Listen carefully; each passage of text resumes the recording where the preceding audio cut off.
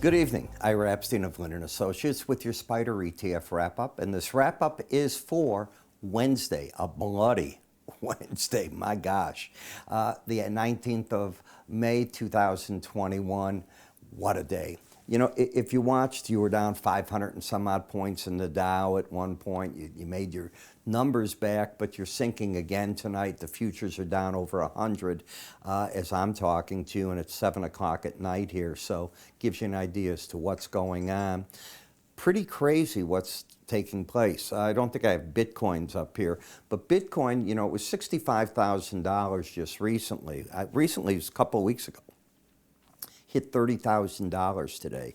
And the other cryptos, they all got hit too.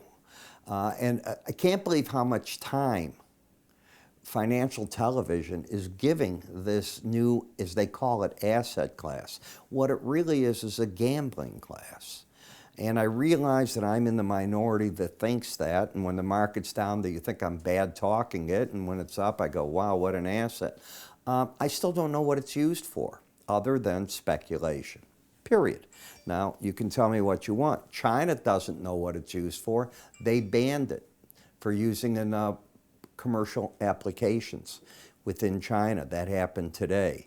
So we will see just what these are. What I think will happen, and I've said it before, there will be cryptocurrencies, but they'll be run by the central banks. It's a natural progression. When you look at ARK, I watched Kathy Woods today. She was on, I think it was Bloomberg. It was a great interview. And I was watching the interview as it was going on. And this market seems to be trying to consolidate. I can see that. When you take a look at the pattern, you don't have a chart pattern. You have a higher high and lower low. That is not a trading pattern. The market is underneath the 18-day, which is under the 200. I'm surprised the market didn't let go further. Maybe it's a sign it's exhausted itself to the downside. The Bollinger Bands we've moved to the right-hand side of, and momentum, well, this is why I think the market's not participating. We lost the embedded reading, as you know, and I pointed this out to you yesterday, and you can see the market didn't join in everything today on the downside. If I'm right, prices are going to resolve themselves by getting up to that 18-day average of closes. It's a question of, does the 18-day average fall the current price or price go up to meet it? That's what I think the game is. I told you that I thought GameStop would have trouble yesterday at the upper Bollinger Band. Well, it most certainly has. It is still just caught right in that trading band. PAVE, no surprise to me that today you made it to the lower band. What did I say? And this was when we were up here. I was telling my paid subscribers, and I mentioned it to you. I said, we're now at that rough part of infrastructure where you probably want to back away.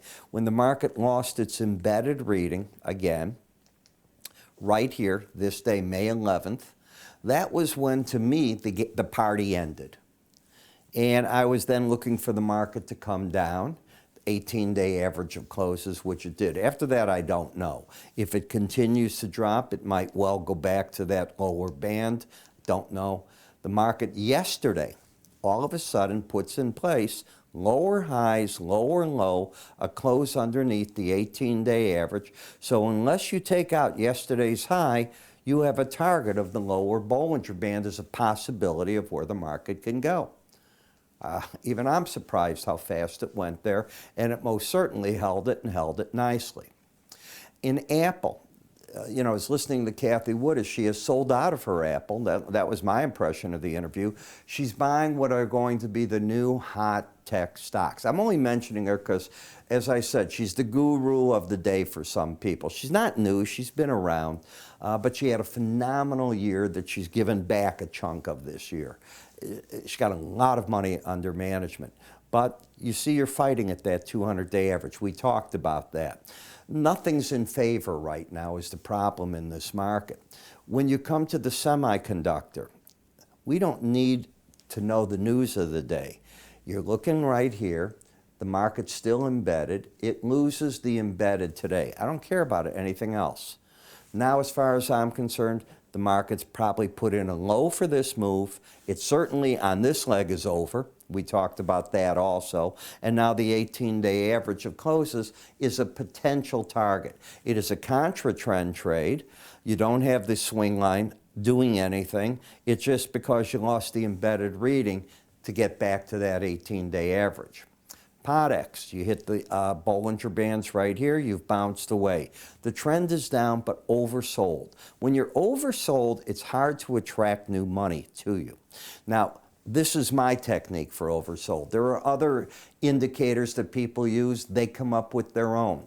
How much weight do they put on momentum versus price? Everybody's different. I am of the school of thought that more times than not, in fact, the majority of time, momentum leads price. Price doesn't lead momentum. It's just the opposite. In ESGU, well, you got back to the 18-day average. You went back into a downtrend. We've had that actually since right here. If it falls and doesn't get back over this 95.30 zone, 93.42 is a downside target. 92.35 would have been the, 36 would have been the stop, one tick over, right through there.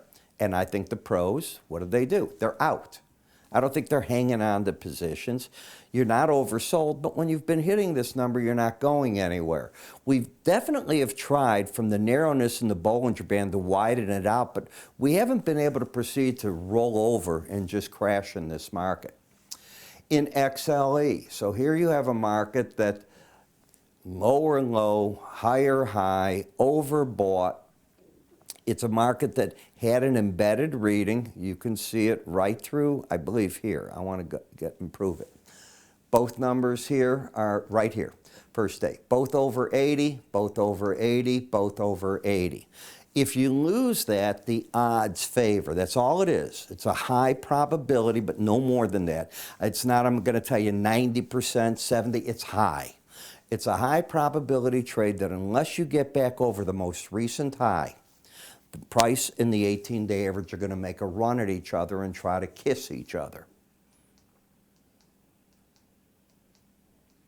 You tell me what happened today. I know it's a difficult trade because you're over that 18-day average, and that's something I say, hey, I don't like being short when you're over or under. But when you lose the embedded reading, it's also that, hey, if I got a position that's not working for me one way or the other, the odds are strong it's going to come back to that middle number, that 18-day average. You got to figure out how to use it in your technique. In the emerging market ETF, what you did today is you took the air out of this. So traders have been wanting to be long emerging markets for a long time. It has been caught between the upper and lower Bollinger Band. You didn't hit it here. You got up yesterday. And what you don't want to do is take right here this out at the day before's low of 79.03. I reviewed this trade in the morning with my subscribers, and I told them why they can't buy it. They can't buy it because the buy is 79.02, and you would break the swing line of 79.03. I said there's no way to buy that, and as it turned out, the analysis was right. Now you're sort of caught in no man's land. GLD, I was all over gold today. It was my savior day. Futures, the enhanced Bollinger Band course, I'm telling you. Paid for a year's worth of trading, more than that today. And I was looking for the upper Bollinger Band to be hit, and you did it. You're embedded. I think that the pros are going to keep buying this market until this red line closes back under the 80 level. In the gold miners, no. The gold miners is not an embedded reading. Here, both numbers over 80 today, over 80 yesterday, not the day before. So that means to me that the pros are not buying anything on these breaks yet. They'll wait to see if it embeds. TLT. All right, TLT's got a higher high, lower low. The bias is down and it's oversold, and you're not attracting a lot of new money. It was interesting today, too, because you had in the interest rates as the stock market was down, people were not running into bonds and notes scared to death. It was not taking place. Last euro. What do you do on your first challenge of a Bollinger Band when you're overbought? You tell me what you think the pros are doing. I say they're going to come out. So, if you'd like to learn more, and that's what this is all about, take my course. You want to see the calls as they're developing in the morning. I start recording at 8:40 Chicago time. The market opens at 8:30. I let the algorithms make their 10-minute trade. Then I start putting all my numbers on the charts for you, and I'm recording well before 9 o'clock typically, and it's in your hands very quickly, and I'm saying buy here, sell there, do this. For $8.95 for 30 days, 24 videos, go to our website under research. I'm Ira Epstein. Take a look at this. Welcome. I'm Ira Epstein, and I'm here to talk about my enhanced Bollinger Band course. Now, many of you have taken my regular charting course, and if not, you might think you know something about Bollinger Bands. As you know, Bollinger Bands are an algorithm designed to keep the market trading within it 95% of the time, and on a chart it will offer on the top part resistance, on the bottom support, and the idea is the market will travel within them. We know that sometimes it latches onto that band, goes up or goes down. Well, how do you play with that? Can you pyramid the positions off that type of thinking? Well, I've applied all three of these into 13 different videos that teach you my concept of it. And from that concept, you're able to work with weekly charts and or daily charts. The 13 videos, each about 7 minutes long. The idea here is not to put you in school forever, but to teach. Now, if you haven't tried my complete futures research, I throw that in as well. Whether you've tried this or not, I think it's worth taking a look at. I think you're going to learn something from there. That research, by the way, covers twice daily market updates for you and access to what I call window envelope numbers, which I think are very important when looking at these Bollinger Bands. The next part is a trial to our charting software so you can make your charts look the same way that mine do. It's that simple. Where do you go with it and how do you get all this? It's simple. You go to our website, www.iraepstein.com. If you go to the word education, everything you need is answered there. You can also call my staff. They'll be happy to help you get set up. I'm Ira Epstein, on the road to your education.